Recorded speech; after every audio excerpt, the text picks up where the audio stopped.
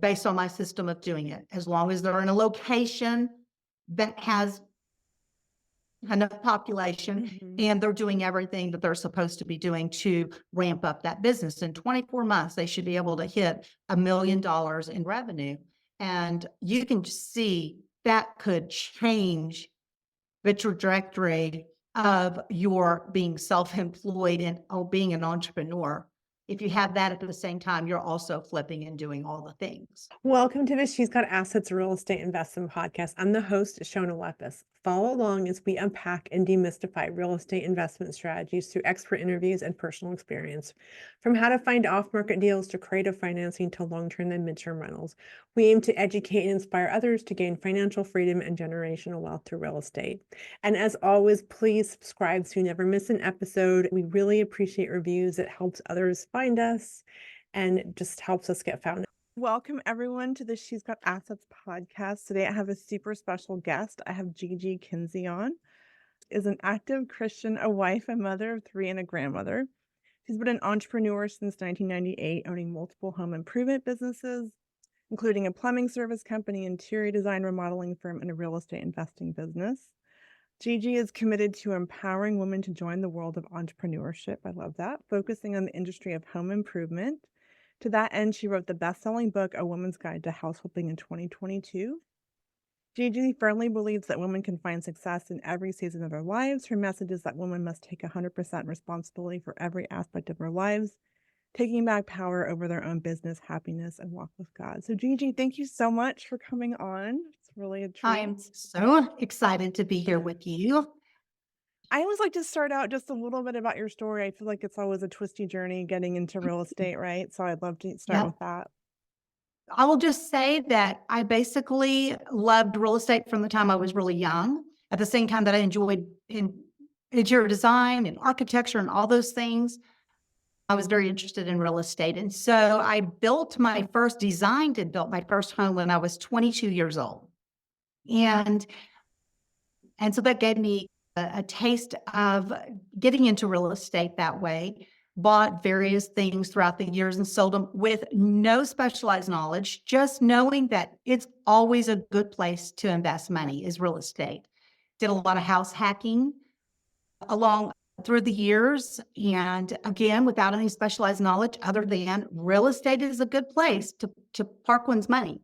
And I've just always had that desire to really get into more and more real estate. And so about 3 years ago, I did that. I decided to get myself some more detailed knowledge about investing itself, get into a network where I could borrow private money specifically for real estate and really understand the numbers better.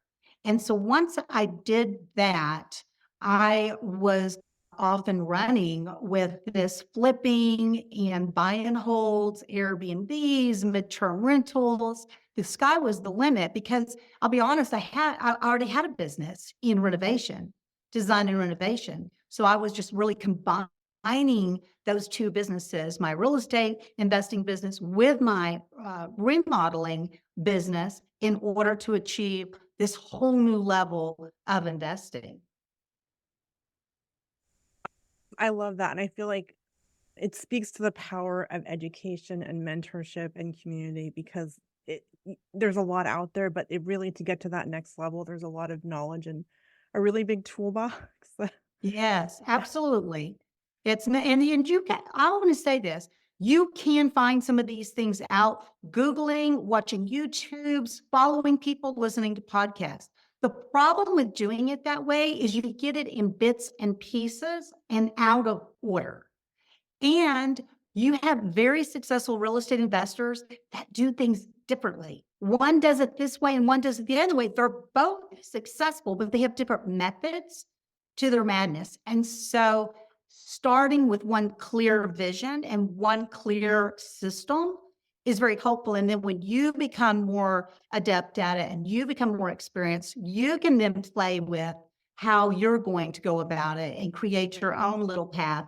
But I think it's important to have someone that's gone before you lay that path out first, and then you can make it your own. I totally agree because I feel like when we were in the same initial course, things clicked. I'd heard about this stuff, but I didn't really understand the pieces of how it fit together. Mhm. It really crystallized a lot of things and set me out. Okay, this I'm going to start with this, and it was really helpful. I've gone on to do a lot of other education, and I feel like I wouldn't be where I am without that. And it's just the toolbox. You keep building it, and you keep finding new strategies. Absolutely. And I'm going to tell you in real estate investing, you're never going to stop learning because there is always there's something new to you that you've never done before. And even inside of things like me flipping, I've been flipping for years now, renovating for years. Someone could say the right thing, and I'd be like, you know what? I never thought about that before. And so if I hear something like that, I'm going to grab it, I'm going to investigate it, and maybe throw it in my toolbox. So you always need to be learning. Continuing education is vital, I think, to anyone's success. I think it really is. And when you think you've heard of every strategy, something else comes along and just blows your mind.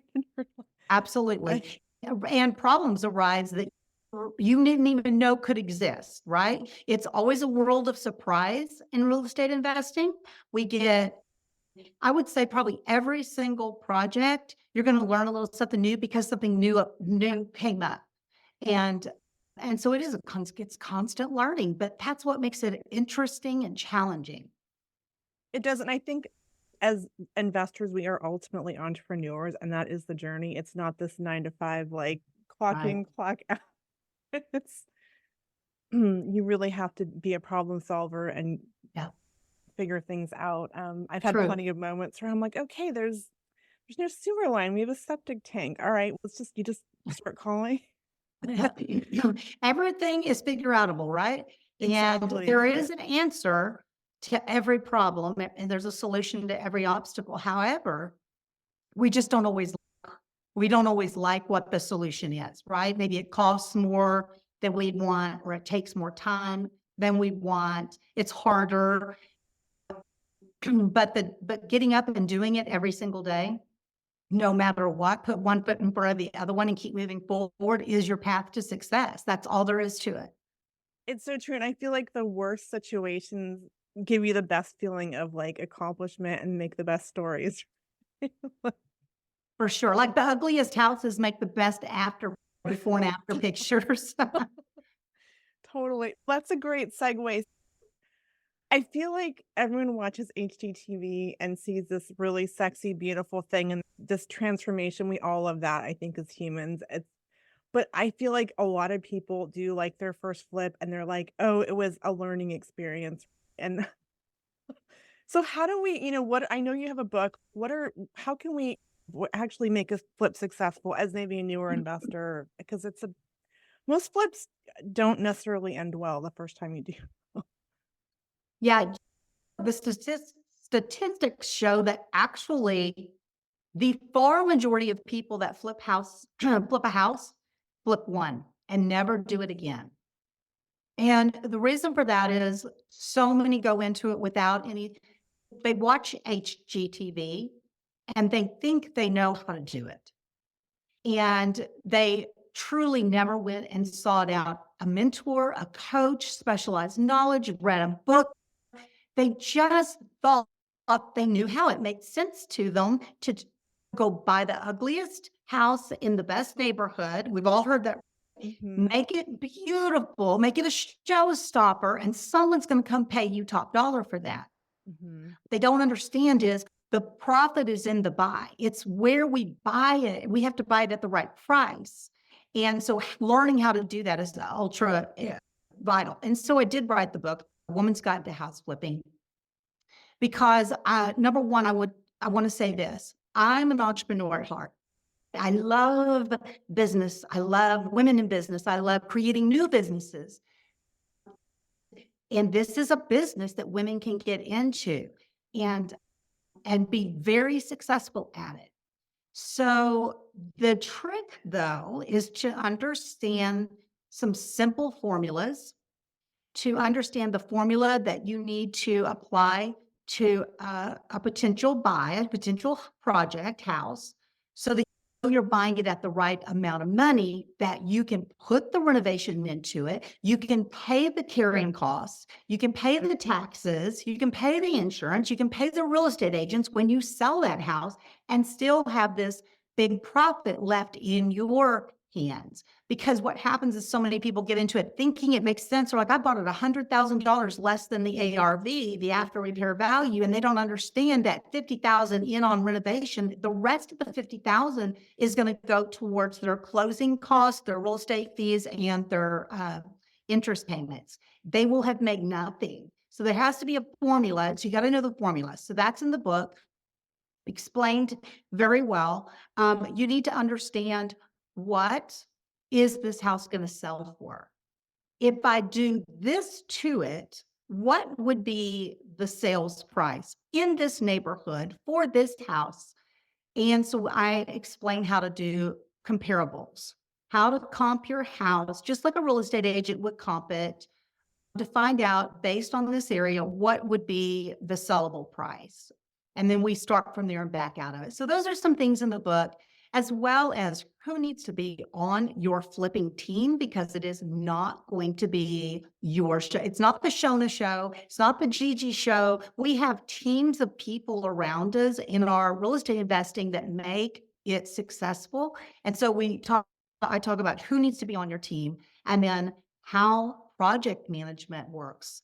What is the order in which things need to happen? Even if you're hiring a general contractor, this is your home, this is your property, this is your money. You need to understand project management and be able to oversee that. So all of that is in the book. I actually have about 8 steps to flipping the house inside the book. And it's a great little reference guide to use as you're flipping. I have checklists in that book so that you don't get to the end and go, there's another $1,000 worth of things I need for this flip I didn't even think about. Doorknobs and towel bars and door stops and light bulbs for the lights, right? You've been to the Home Depot at the $500 dash, right? Mhm. And so the checklists are in there. So that's why I wrote the book, because I felt like women can do this. I have a case study at the end of every chapter of a woman that I know across the country that did it.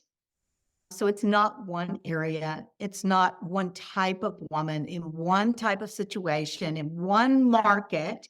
It's really all kinds of women across the country in different localities. And so I find that to be that's not like my favorite thing in the book. And yeah, that's what the book was done for.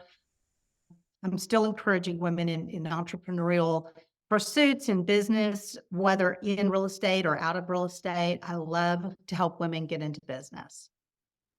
And I think that is the beauty of real estate. I think we both have stressed education and having a mentor, or buy the book, but you don't need to have a degree, right? You don't need to have a formal. I do believe, but so I think also I want to underscore that it is a flip as a business. It's this right left brain, right? I love design. That's why I love midterms, but it's also extremely numbers based. Like you're living in a spreadsheet, I feel like, right? So Absolutely. it's really important. And on the face of it, like to your point, some deals might look great. So what are some like top, I just heard the story so many times, like did a flip. Is it running your numbers, your ARV? What would be like a couple takeaways? Like obviously get the book, but if you were to say, okay, these 3 things are like really crucial. Okay. You need to know how to comp your property. And if you don't know how to do that, or if you feel too inexperienced at first, get a real estate agent who is familiar with that area. And this is what I do, because even though I feel very confident in comping, sometimes it's hard to find enough comparables in an area, or when the economy shifted on us a year and a half ago, we couldn't find anything, there was nothing selling to even have any current comps. I picked the phone up. One of my best team members is a real estate agent who's an investor-friendly real estate agent. And I say, what would you sell this for? If I go in and do my thing, what would you be able to sell this house for? And then he comes back and tells me, I think I could put this price on it. And so I'll use his, and he usually sends me all the comps that he's finding because he can find things on the MLS that I might not be finding in my real estate investing software. So I will defer to him on that. So it's just go to ask your real estate agent, what would this house sell for if it was updated to whatever level you're going to update it? There's your comp. And then you're going to multiply that by some factor. Most people are using 0.70. You multiply it that, which just means you're giving yourself a 30% discount off of that ARV, that after repair value. And then from that number, you have to remove the repairs. Now you're buying it at a discount minus everything it's going to take to renovate it to that level. So very simply, it's ARV times 0.70 minus repairs equals the amount you should pay for that property. Now, so when you're early on, you're going to want to stick to that super close. As you progress and grow and understand different exit strategies and multiple other things, you can play with your numbers after but learn the rules first, follow them, and then you play with that as you wish. But that's where you should start. And that will help you achieve, this is important, approximately a 15% profit off the ARV. Meaning, if your house sells, if the ARV of your house is $500,000, that's what its value is after you do everything. If you follow that formula, you should have a profit in the range of $75,000, 15% of the 500,000. If it's a 300,000 ARV, you're looking at $45,000. So that also helps you understand why that formula is so important. You want to be left with this particular profit, but it also lets you know when you can negotiate up and down a little bit too. Yeah, really great point about the investor friendly agent because they're the ones are gonna list it. And I oftentimes, especially with wholesalers, they like to give you optimistic ARVs. And if you're running numbers against that, you can be really screwed. So, Yeah, and I buy from wholesalers all the time.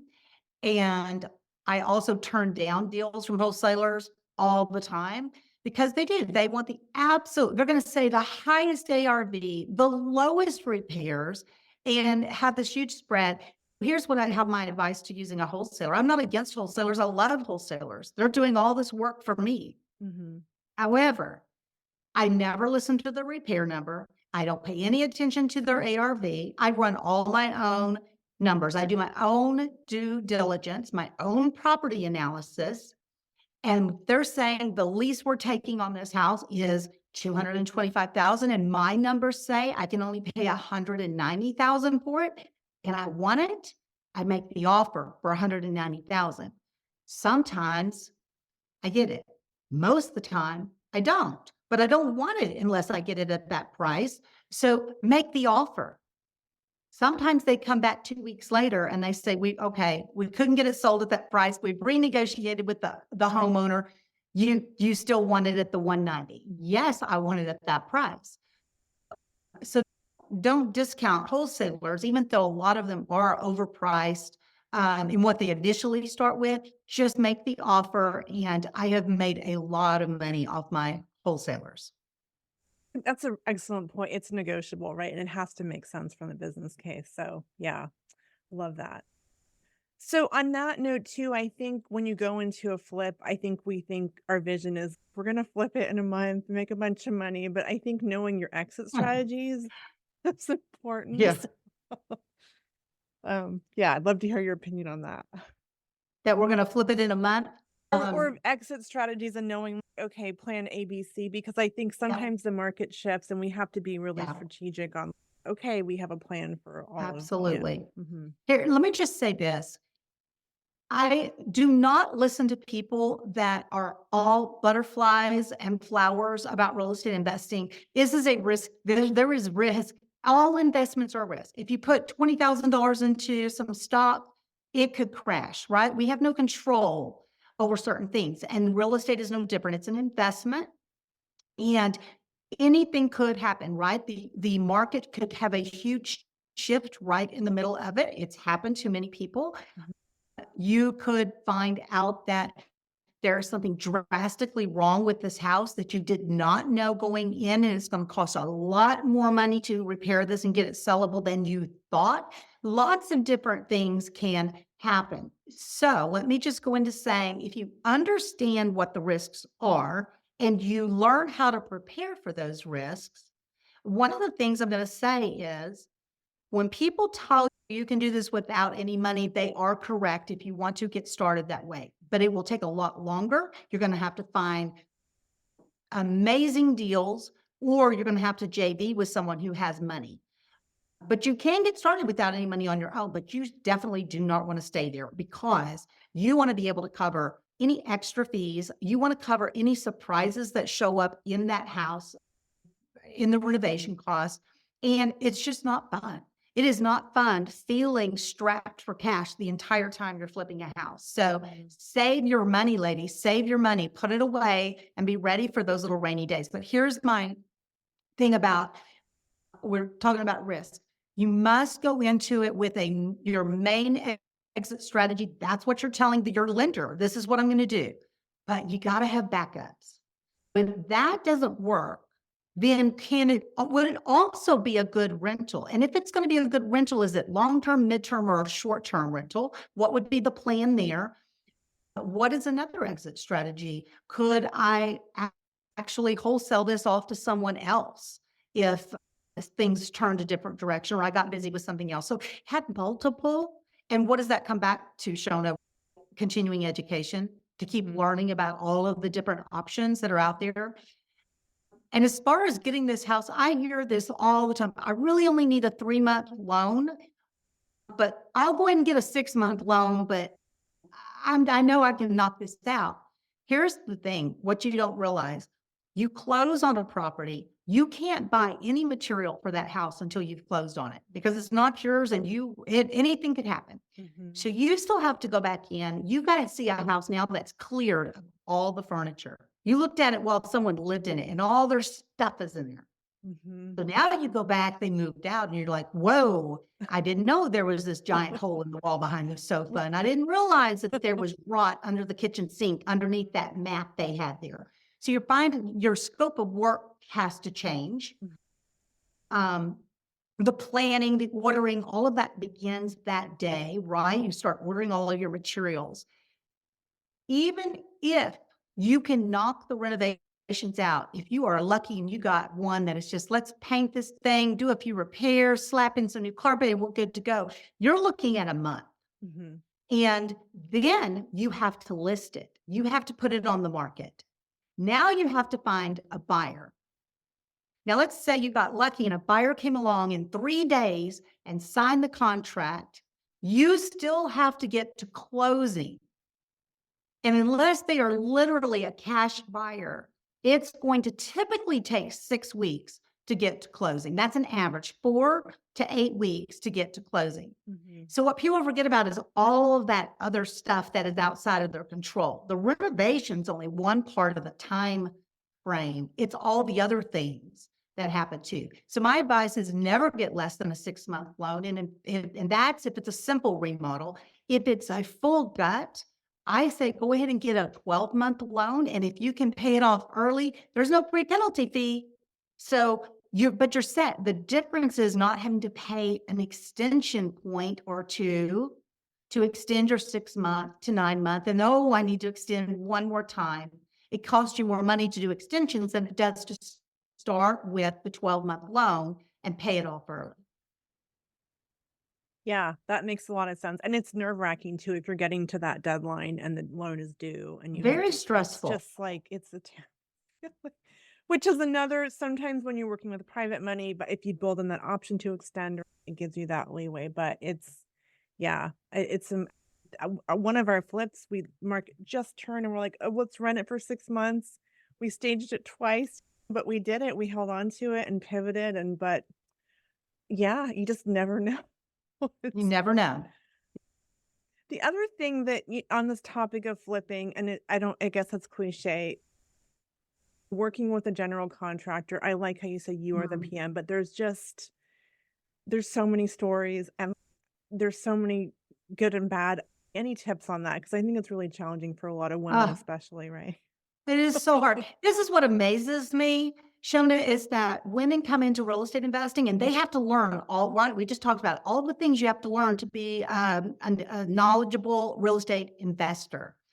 And if you have never remodeled anything in your life, never been in the construction world, you're also supposed to just somehow naturally know how to remodel this house, how to vet your general contractor, or how many I know that say, I'm going to try a general contractor myself. They don't even know what order the subs need to come in.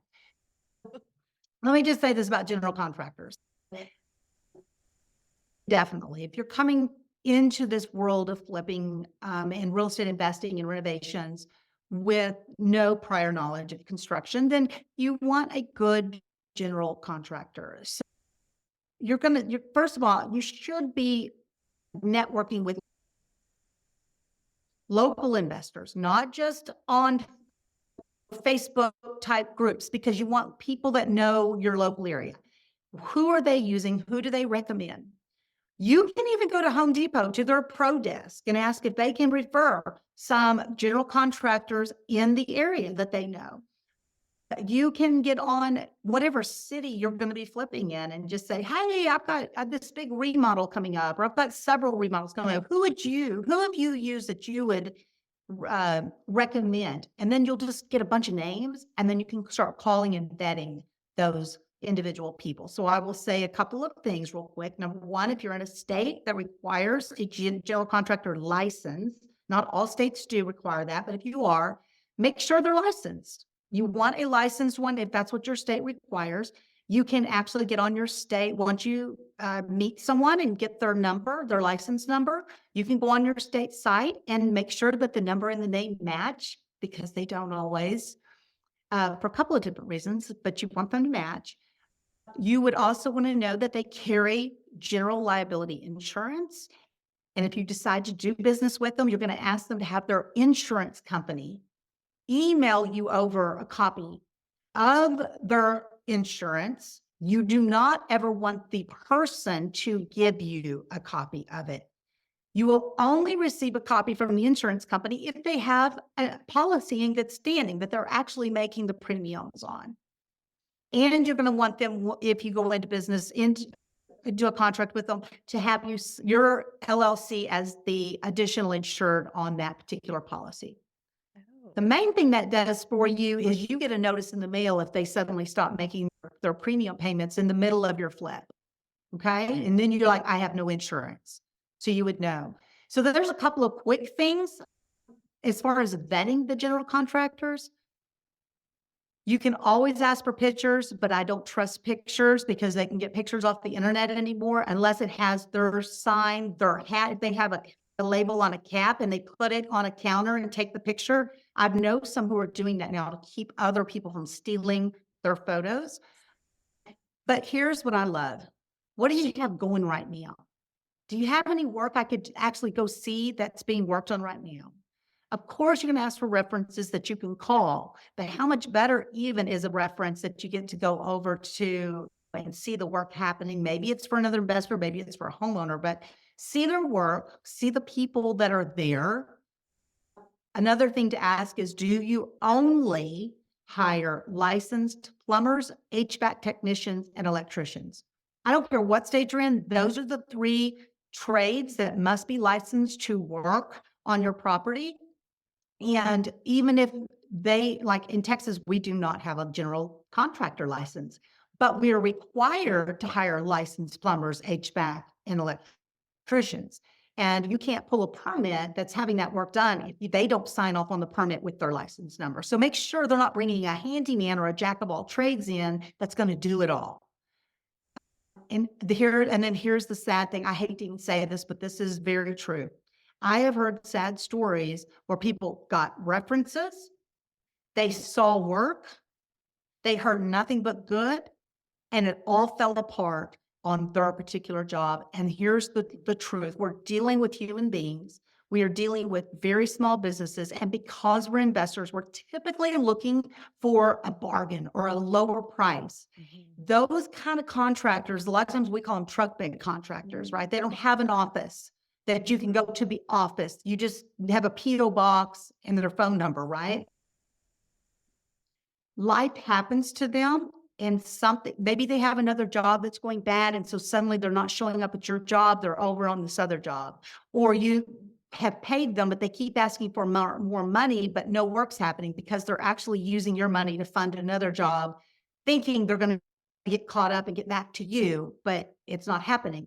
Or you get that sick feeling in your stomach when they keep, the wife has cancer, my father died, my son, and the truck broke down, but now I have a flat tire.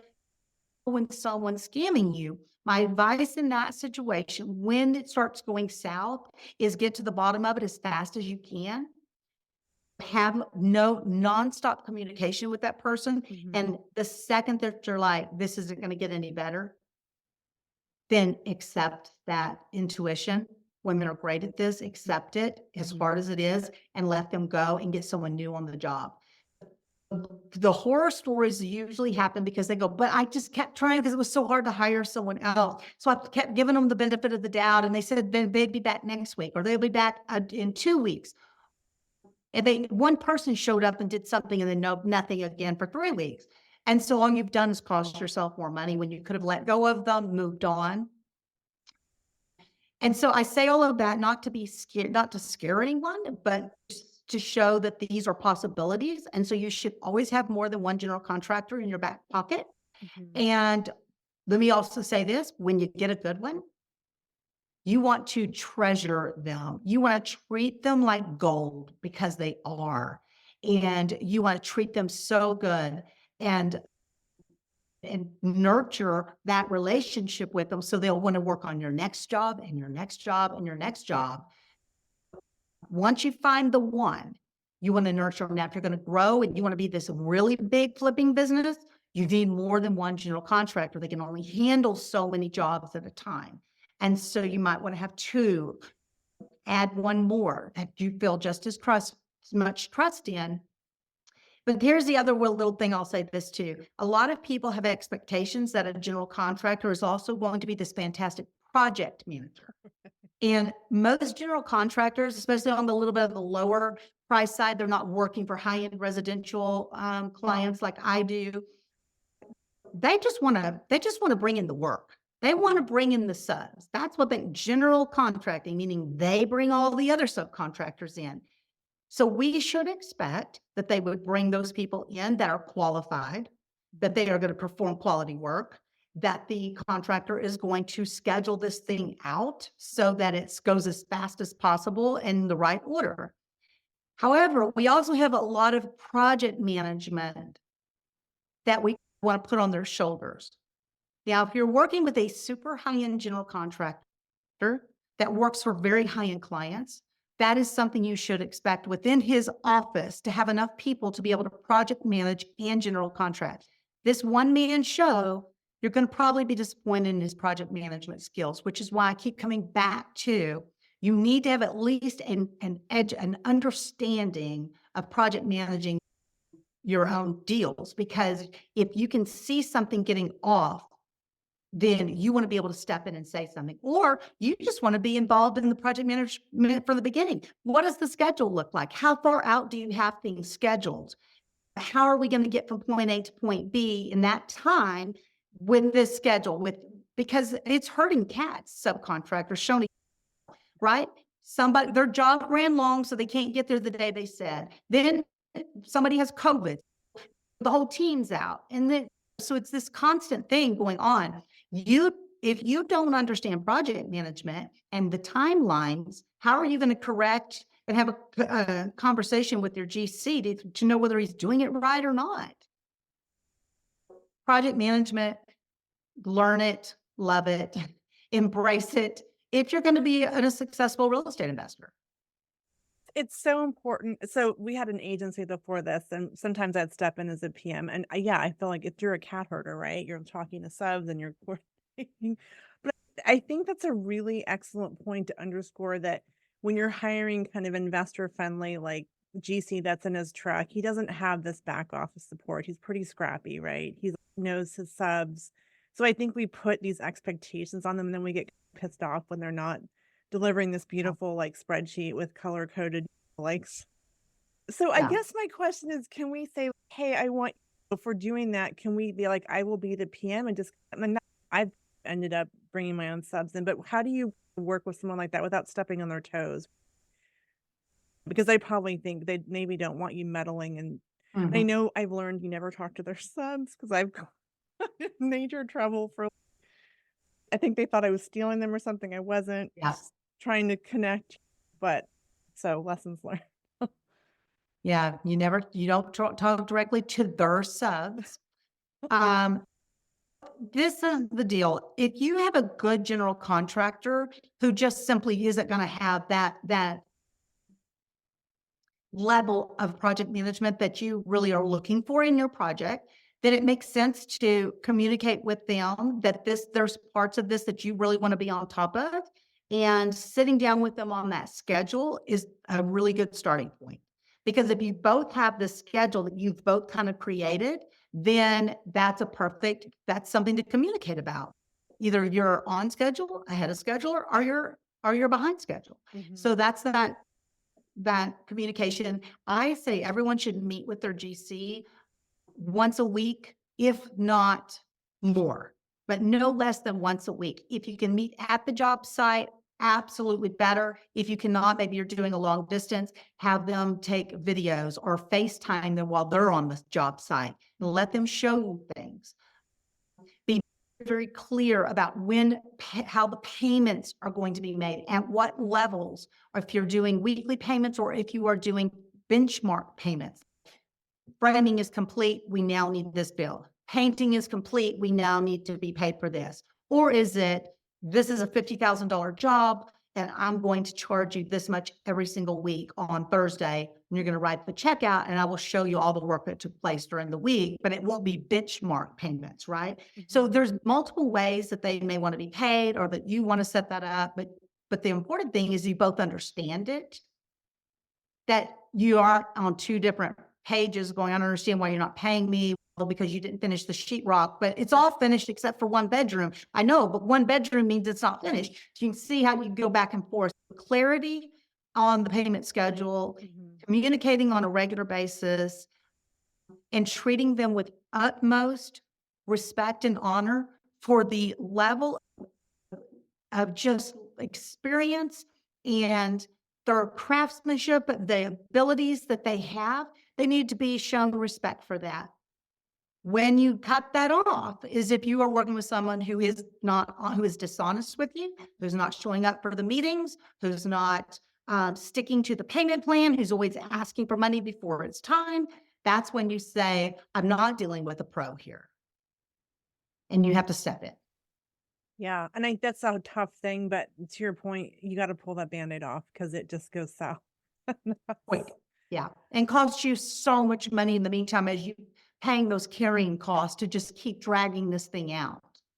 Yeah. So that brings up this kind of my own head debate. Like in the last jobs, I bring in my own subs and I do the cat herding, but oftentimes I Mhm. don't do it in the right order. Like pros, cons of being your own GC versus hiring one, or is it your personality?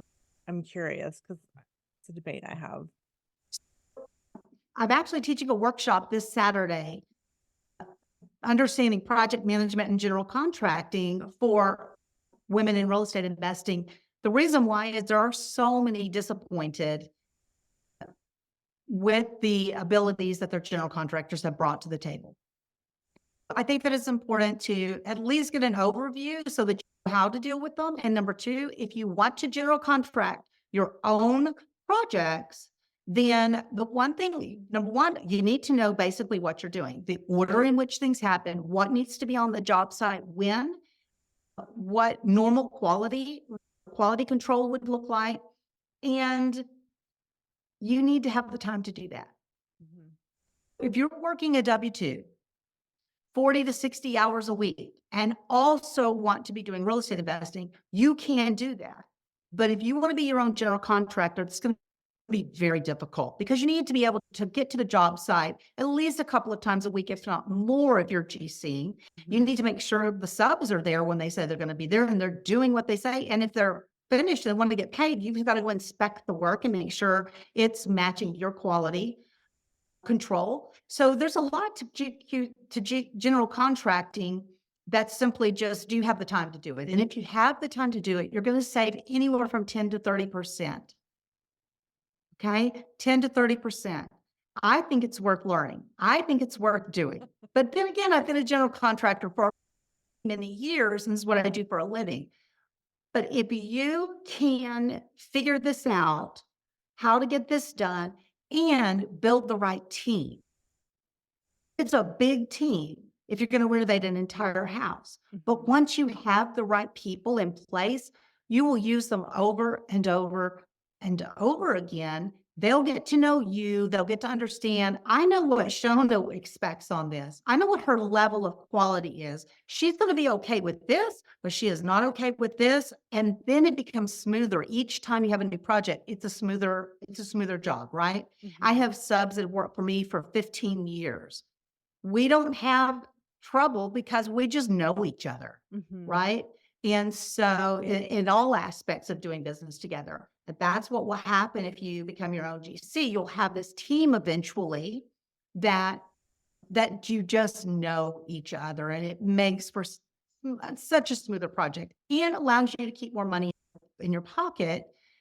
If you want to make this a full-time business, then I really think becoming your own GC is important, because you can do, if you're going to do, let's just say 7 flips one year, and you're saving 10 to 30% on every single flip, we're talking about a significant difference in what you put in your pocket at the end of that year. Significant, as well as smoother projects that flow better because you're on top of that. You're looking at it as a full-time business that you are running. And look, if you start getting to those kind of numbers, you're going to be hiring.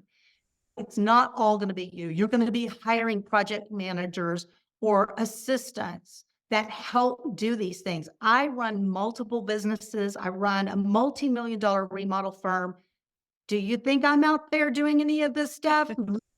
Very rarely. I have a whole team that knows exactly what they do. I have estimators and project managers and bookkeepers and designers and salespeople that are doing all this stuff, right? I just have to watch over all of it and be the answer lady.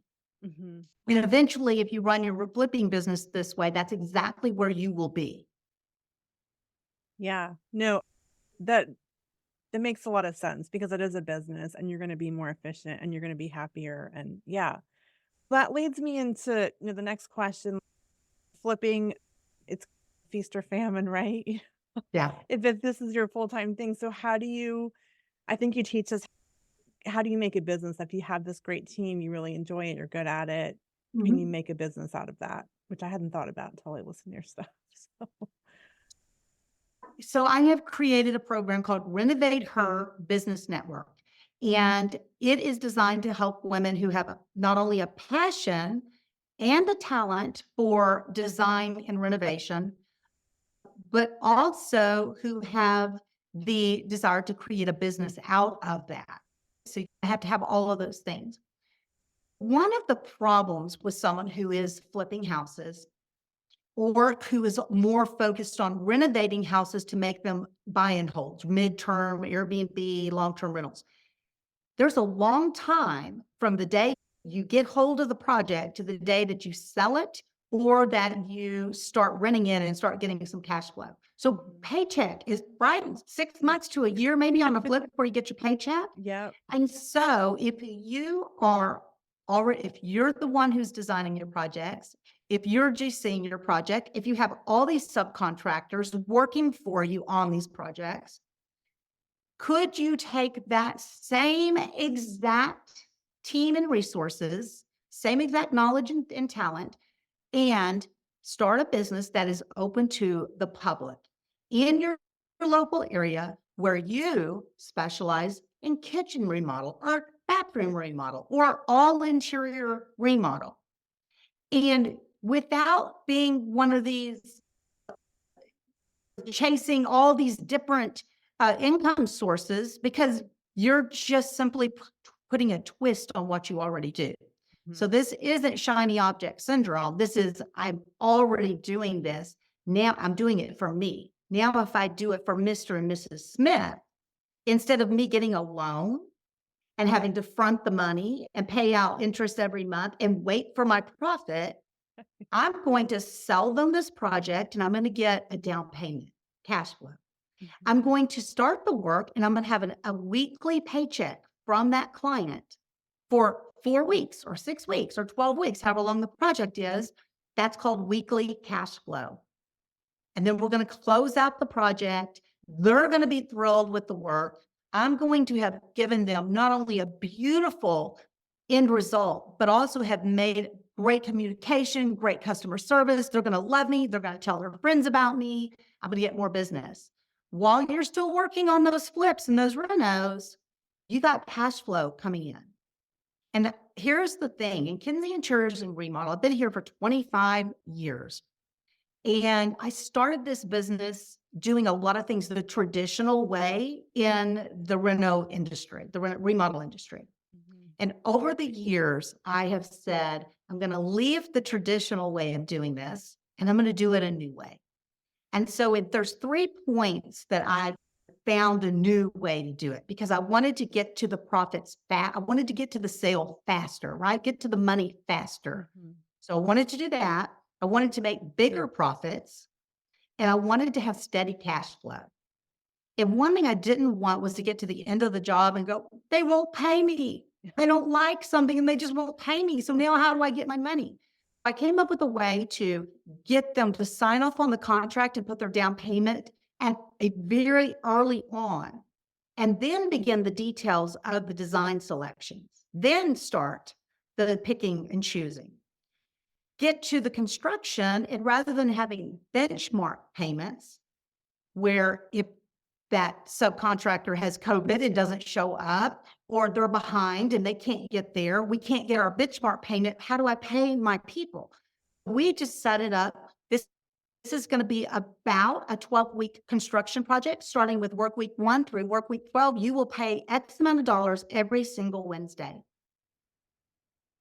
And so the only time we don't enforce that weekly payment is if for some weird reason, not one thing happened in their house that week. Maybe sometimes they go on vacation and don't want anyone to work. Maybe they have COVID and don't want anyone in the house.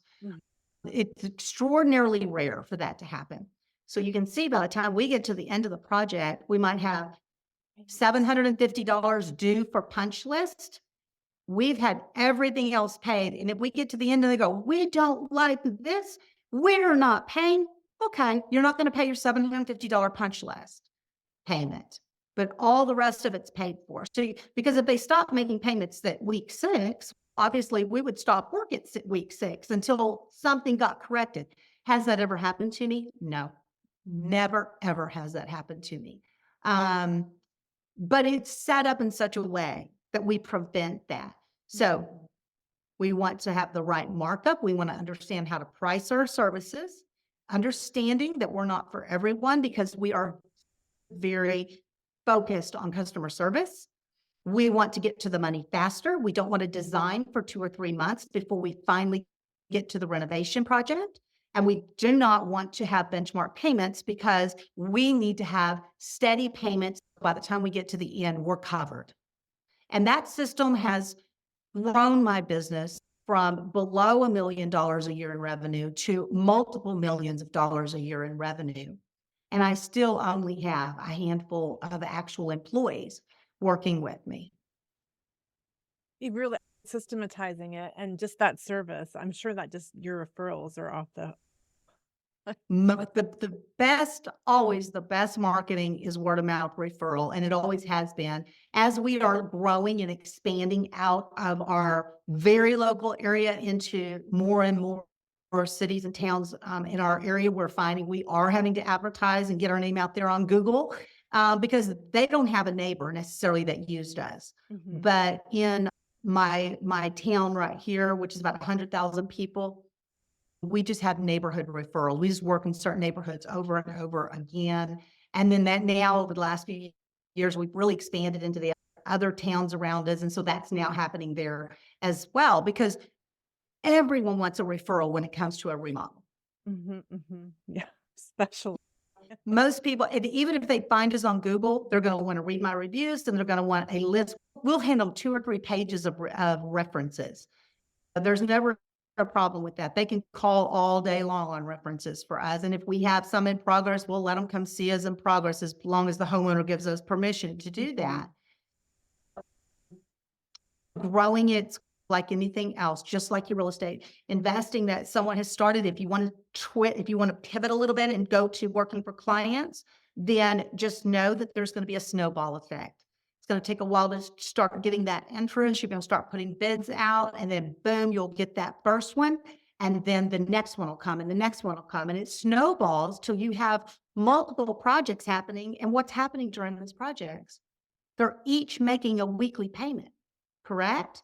Yeah. So my company might have 15 or 16 jobs going at one time, and each one of them is making a weekly payment on top of the new sales that are paying the down payment that pop in, throughout that. So it's cash flow, very steady, while you are working with the identical team of people for yourself, for your own real estate investing LLC, for your buy and holds or your flips.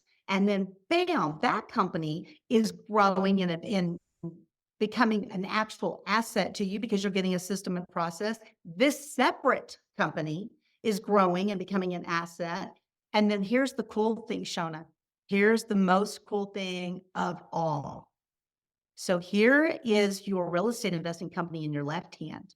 And here's your local remodel company in your right hand, who has what it needs to be in business to do that.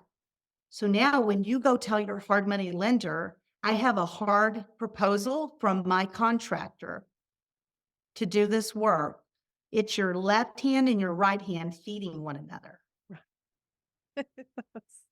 Yeah. Can you see how you can create this amazing business out of 2 things that just simply support one another, but they are totally separate LLCs. So this LLC hires your other LLC. So this one's making a profit off of your flip. Same time it's making a profit off of these clients, it's making a profit off of your flip, as it should be, because otherwise you would be paying a GC, right? So you are paying a GC, but it's this LLC. And I feel like another benefit is if you're in between flips, your crew's busy, they're loyal to you, you're figuring They out would love process. you because you keep giving them work. I never occurred to me that could be another. I have super shiny object entrepreneur.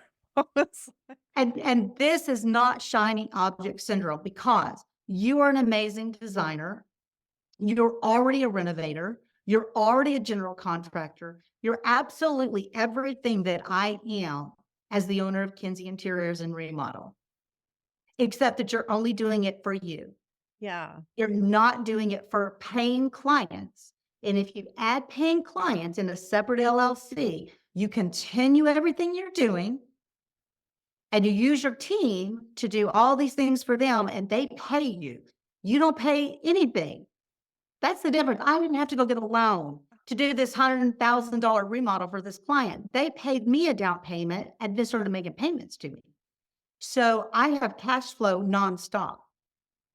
That is really, and you get to do, usually you go into this because you love that, right? You love all the things. And that's really interesting. God, the way you put it. So renovation, again, I still don't have shiny object syndrome because the sky's the limit with that too. I focus my Kinsey Interiors and Remodel on interior remodel only. So if someone calls and says, we want to do an addition, we want to pop the top, we want to build an ADU, I say, here, let me give you some names, because that's not what we do. I do everything interior. So we specialize in kitchens and baths. And if you can do a bathroom, you can do any other room in the house. There's not one thing. And if you've got a primary bathroom, Everything you do in there is going to be some trade that would be used somewhere else in the house. Right. You Plumbing. have everything you need if you can specialize in the bathroom to do the others. Kitchens are way easier than bathrooms and they are more profitable than bathrooms. So you Yeah. do kitchens and bathrooms as your specialty. And now what? If you do a primary bathroom, don't you have to do something in the bedroom? At least paint it, if not change the floor or the trim or the ceiling fan or the light fixtures so that it all works. If you do a kitchen that's open to a family room, dining room, breakfast room, all the floor has to look right. The cabinets that are flanking the fireplace need to look like the cabinets in the kitchen. The backsplash tile makes the fireplace around look hideous, so you're going to have to change that. And the laundry room is attached to the kitchen. Let's get new countertops and paint the cabinets in there as well. One thing leads to another. And so we do lots of one bathroom, one kitchen, but we also do a lot of whole interior remodel and update. So while you're there, let's go ahead and do all the flooring, all the paint, each one of the bathrooms. Let's swap out the countertops. Not a big remodel in this hall bath, but let's just do the countertops and the faucet and the sink and the mirror and the light fixture. You see how it just snowballs? So we do a lot of $100,000 and $200,000 projects on top of just the individual bathrooms and kitchens. That's so interesting because I personally love figuring out what can I do. Those little things change the whole vibe of a. It's fascinating. I'm like, oh, I just changed a fixture and look at it. That's true. You really can go in, put on some paint and change light fixtures, maybe the faucet, maybe paint the cabinet and never remodel anything. Yeah. But at the same time, another room in the house requires a full gut, or the homeowner thinks it needs a full gut because it's not functioning, right? If something isn't functioning well, then it needs to be a new layout or something, or maybe the problem that they're trying to solve is it's ugly. They just can't, I can't look at it anymore and I'm willing to spend money to fix that. And then other things just need a little kiss here and there so that everything has a freshening. But I think, and I don't know, maybe this is me, just I feel like when you bring that design and GC, a lot of GCs they're not bringing that design piece to it. They're probably just like, Most do not bring the design piece to it. And so when you can offer both, Shona, you've got something. That's interesting. Because there's just, yeah, I see some flats. I'm like, that was a Home Depot vanilla. Yes. And, clients have a vision. They have ideas. They don't know how to bring it to fruition. And so I always say our job, we do not have a signature look. Our job is to take the vision of the client and make it even better. Make it so that when they walk in their door, they are all smiles. It's exactly what they wanted. It may not be what I would want or what their neighbor would want, but it's what they want. And that's what they're paying for. So it's our job to bring their vision to reality and hopefully better than they could have ever dreamed that it would look. And we need to be a good steward of their budget. And so we either have to be very honest and say that their budget is off for what they want, or we need to find creative ways to get them the look they want in that budget. And that does not mean that you end up out in the driveway painting and doing art craft work on all of their stuff so that they can save money and do it, because your time costs more money than that. So that's all TV stuff. That's all HGTV. The designer's out in the driveway working on this and we're going to save them money. And in the real world, it costs them more money to do that than to just replace something because our time is so valuable.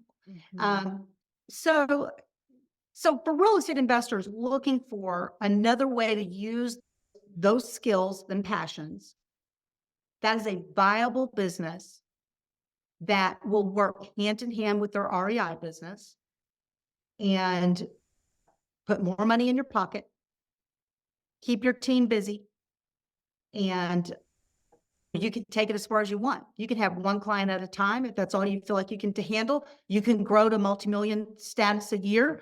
It's all in your hands. There's no reason that any woman who comes through the renovator program can't get to $1 million in revenue in 24 months. Yeah, because I always say this is a long game. buy and hold rentals, right? There's a little cash flow. It's not enough to live on. It's And a long game, it's, yes, if you want to retire, you need how many doors to like, yeah. So a I love lot. that. It's just, you're in the business. So I have to ask, I think being a woman, is there any kind of, how does that go over when is it an asset? I'm assuming it sets you apart, but I'm just Huge. curious. It's a huge asset. Huge asset. We have way more men remodelers in my area. I was the only woman remodeler when I started. Now I know of, I think of one or two more maybe in a large area. Or I see couples where it's the husband and wife team, and the wife handles the design part and the husband handles that. And that's equal. I feel like that's the same thing as what I do.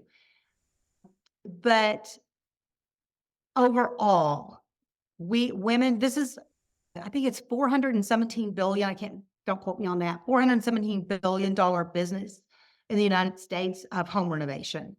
9% are owned by women. 9. That's totally ridiculous, because when you think about it, when you're talking about this whole industry, that's roofing companies, that's countertop fabricating companies, that's suppliers, that is remodelers themselves, it's painting and all the different subs. Look, they're one of the largest roofing companies in the United States is right here in Austin, Texas, called Kangaroo, owned and run by a woman. She's not humping ladders up and down shingles up and down a ladder all day, roofing houses. Owns the company. I owned our plumbing company, and I'm not a plumber.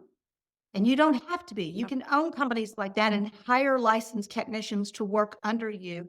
But if your passion is like mine, where it's really working with the homeowners and creating their vision and seeing the before and the after and making this all happen, this is a viable business for a woman. They love getting a woman's and not having a remodeler that says, I'll do whatever you tell me, ma'am.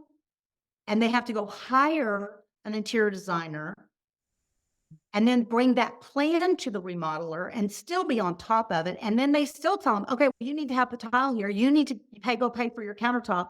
They don't want to bring those decorative things there. You bring all the light fixtures. We're a one-stop shop. We don't even allow our clients to bring their own materials to the table unless they have something they've had a backed up sitting in the garage they want to use. Mhm. But we don't let them bring their eggs to the restaurant. So we are one-stop shop, turnkey. You hire us.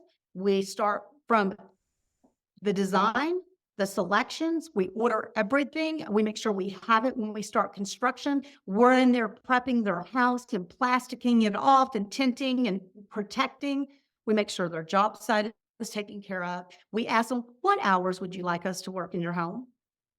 If they say we're good from 7:30 to 5:30, then great, we'll schedule accordingly. If they say we don't want anyone in this house before 8:30 a.m., then we will schedule accordingly. We really take care of our clients, and we call it a white glove service, as white as you can make it when you're renovating and tearing someone's house up. But we do our best to keep the dust control and make it an experience that is palatable uh, um, for them while they live through it. Because it's not fun living through a remodel. Let's just face it. And at the end, we never leave someone unsatisfied. If they vocalize that they're unsatisfied with something, we're going to fix it somehow, some way. And that goes a long way to that referral business as well. And I just love it. I don't know if you can tell, but I just love my business. We sold our plumbing company. Why would I sell this business? I love it too much. And it works too well with our real estate investing. It's just a beautiful mesh of these two companies. That is a perfect pairing. And I think when I just started out flipping, I had to figure out fixtures. And I think it's, as a homeowner, when you're not looking at that stuff all day long, go pick out your tile, your backsplash, and it's Overwhelming, maybe? overwhelming. And they can make, Yes. I don't want to say bad choices, but they're not keeping the big picture in mind. And you spend all this money, and if you don't put that thought into it, it can be a remodel that isn't really stunning if it's just vanilla Home Depot. And what I always like to tell people is you can spend a lot of money and make something absolutely boring. or ugly. You can spend the same amount of money and make it striking and beautiful. You can think about it. A gallon of paint costs $50. You can pick a beautiful color or an ugly color. Why not have a little bit of help and spend that money wisely so Mhm, that you get the biggest bang for your buck out of your budget? mhm. You avoid costly mistakes and you have something that has some longevity to it. And you wanna come home and just be really happy. It's your place. Yeah. You wanna be like, "I love this. This is my vision," versus coming Mm, home and just it's vanilla. I don't know, I see so many rehabs and I'm just like, "Oh, just the white." Everything's white. It's yeah. just And I know in flips I tend to be very neutral, but I do some drama things with deep neutrals like charcoal versus a taupe or whatever. I don't use a lot of color, but when yes, I right? stage my flip, that's where my fun color and interest and patterns and artwork, I bring that in because if they can see that they have a blank canvas, Mhm. then they can bring all the color and things in that they want to live with. But in interior remodel for clients, we're listening to them. We're hearing their color choices. We're Mhm. hearing what they're attracted to and what makes them feel good in a space. And we can have fun with color and texture and pattern. With tile is a great way to do that and bring interest into a room. Light fixtures is another fun way to do something that their neighbors don't have. So it doesn't look like the builder cut cookie cutter. Yes, I know that look. Yeah, no, that's a good point, yeah. I think I meant more like vanilla, it's just like the stainless steel, and I'm like, you could do some black or Oh, gold or just those little tiny things that would mhm. just but yeah, no staging, I feel like that's where you get to get creative. Gigi, this has been, like, super fun. I just to wrap this up, I just wanna circle back to the power of community and education and mentorship because I know we've both like I think it's really important. I think there's so much free information. I've had to question myself. I've spent so much money, but I just think it's really important. And sometimes people, I'd love to hear, just circle back to that, how people can work with you. And yeah. I have a free group called House Flipping Women, and it's on Facebook, and it is private group. So you do have to be admitted, but the price of admittance is just to answer 4 questions, and then you are in. We are almost 9,000 women now, and it's a fantastic network for finding private money lending, for finding equity partners, for finding someone to buy your wholesale or to look for wholesale deals. Great network. And it's also a place to bring your questions because some of these women have some vast experience and can jump in there and help you before you get too far with a project.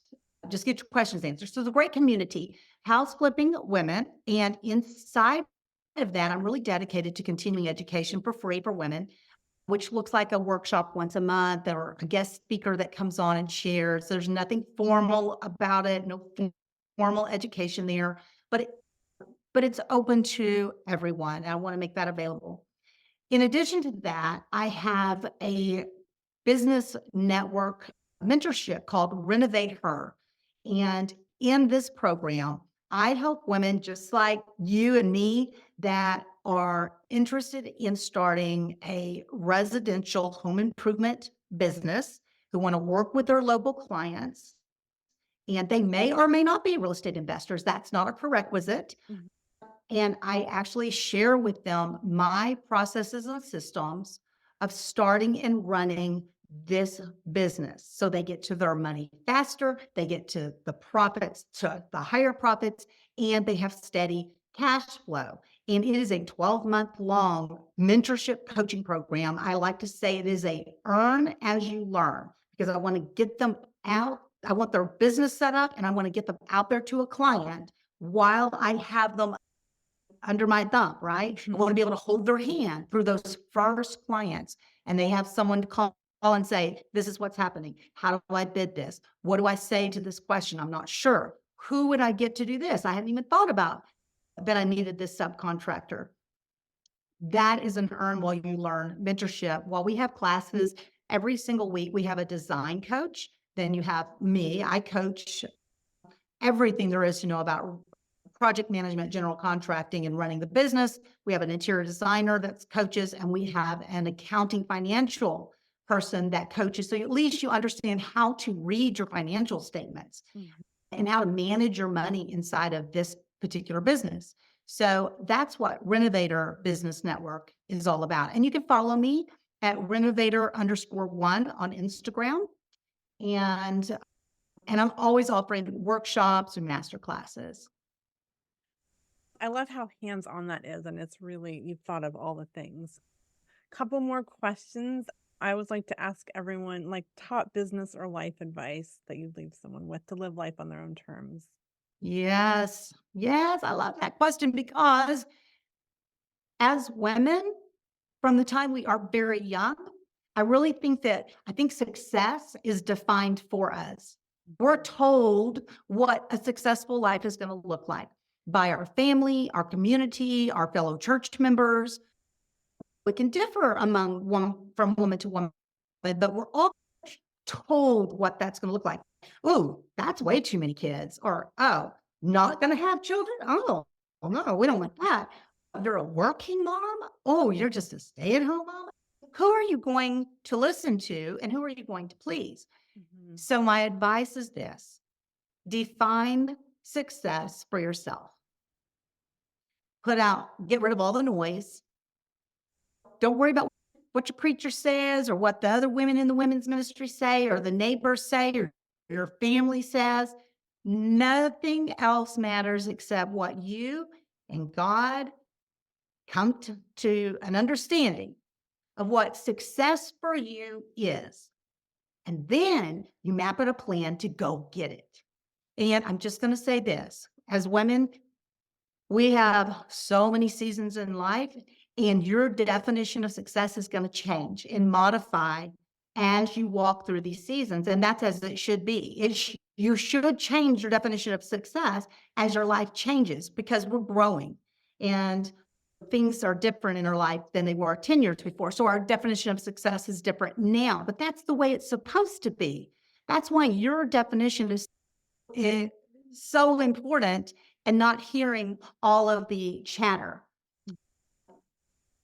She doesn't make enough money. Wow, she's doing that job. She doesn't make any money. Oh, this one over here, she makes so much money. She must be materialistic. You're never going to please everyone. So stop and just please yourself and God, and know the path that you're on is the one you're supposed to be on. And whatever that definition of success is, you'll achieve it. And that's where you find peace and joy and happiness, which ultimately is everyone's goal. Yes, no, that's a great answer. 'Cause there's a lot of just be true to yourself, know what you want to be. Absolutely. Awesome. Okay, this is a silly question. What is your superpower? I do not have a superpower. I'm telling you, I don't. I see women that I think must have superpowers to do what they do.